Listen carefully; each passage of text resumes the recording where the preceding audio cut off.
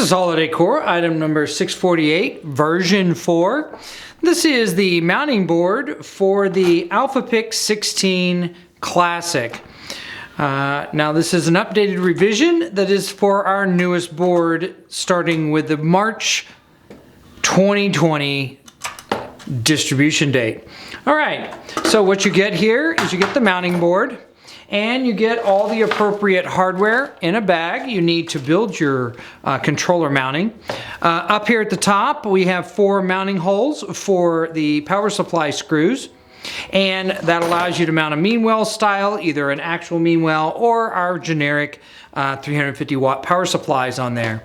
You'll also see that we have marked off the exact length of each of the wires and where to connect them onto these connections of the power supply.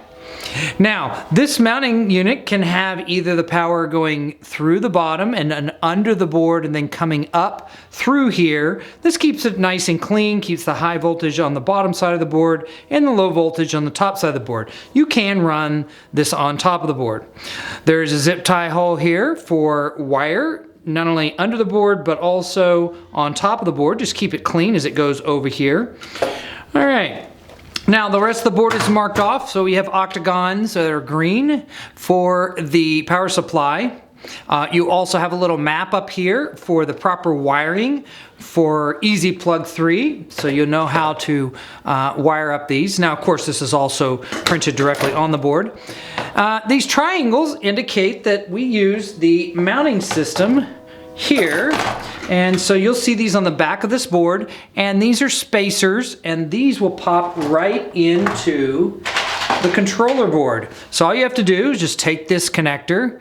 This connector has a pointy end and a larger end, and you want to put the pointy end through the board. Just slide it in like that, and that's all there is to it.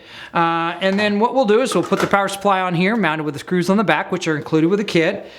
Then simply just take this board, pop it in. That's it. You're all good to go at this point.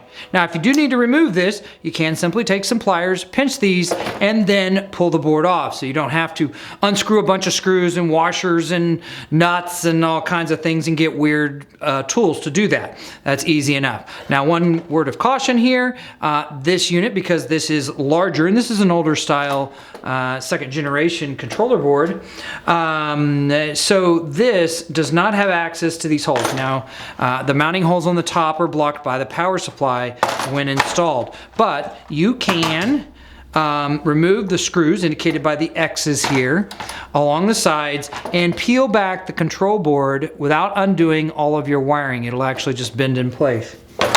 And speaking of that, now this kit can be purchased optionally with the power supply, with clamps, with the enclosure, with the pigtails that have the labels on them, with the wire that is used to be hooked up for this controller. So everything can be purchased individually, as much or as little as you need for your project.